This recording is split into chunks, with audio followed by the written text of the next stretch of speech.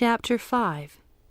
Mormon again leads the Nephite armies in battles of blood and carnage. The Book of Mormon shall come forth to convince all Israel that Jesus is the Christ.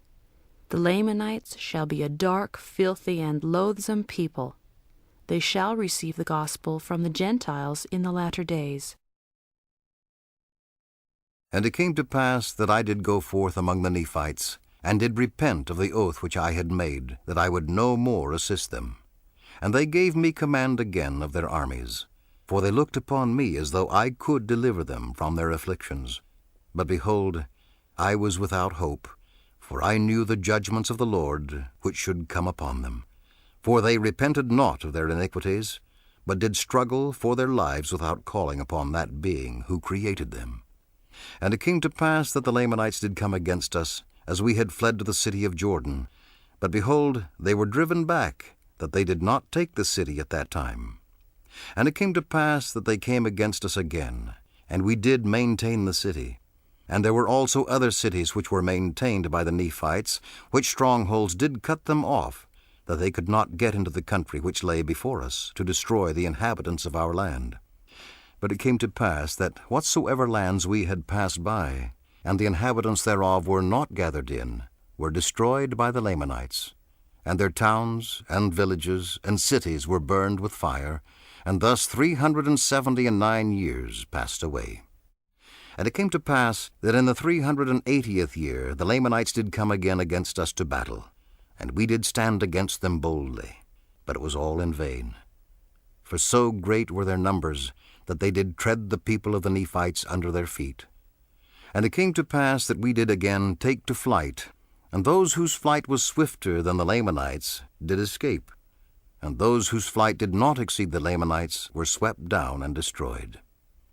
And now behold, I, Mormon, do not desire to harrow up the souls of men in casting before them such an awful scene of blood and carnage as was laid before mine eyes. But I, knowing that these things must surely be made known, and that all things which are hid must be revealed upon the housetops, and also that a knowledge of these things must come unto the remnant of these people, and also unto the Gentiles, who the Lord hath said should scatter this people, and this people should be counted as naught among them.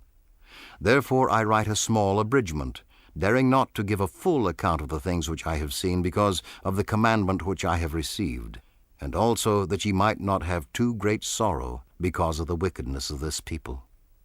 And now behold, this I speak unto their seed, and also to the Gentiles, who have care for the house of Israel, that realize and know from whence their blessings come.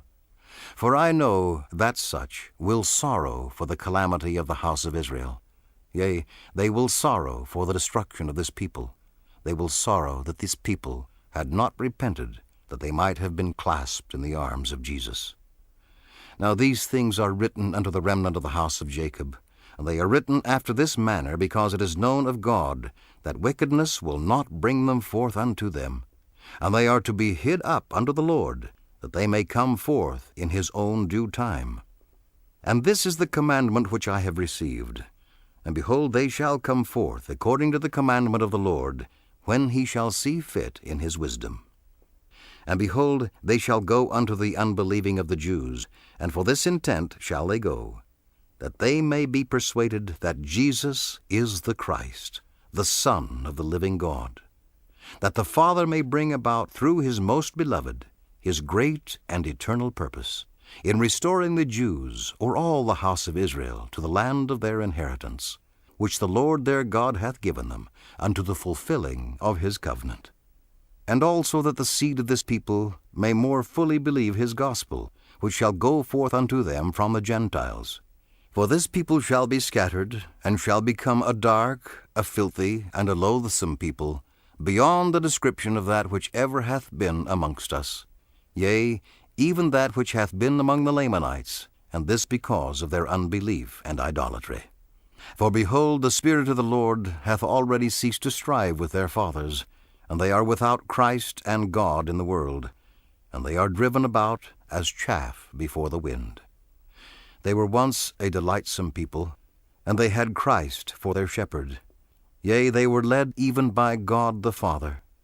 But now, behold, they are led about by Satan, even as chaff is driven before the wind, or as a vessel is tossed about upon the waves, without sail or anchor, or without anything wherewith to steer her.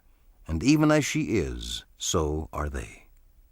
And behold, the Lord hath reserved their blessings, which they might have received in the land, for the Gentiles who shall possess the land.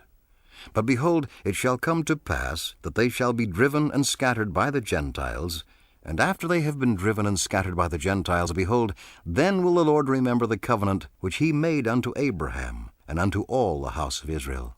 And also the Lord will remember the prayers of the righteous, which have been put up unto him for them.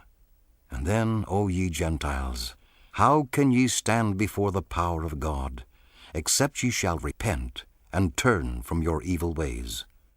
Know ye not that ye are in the hands of God? Know ye not that he hath all power, and at his great command the earth shall be rolled together as a scroll?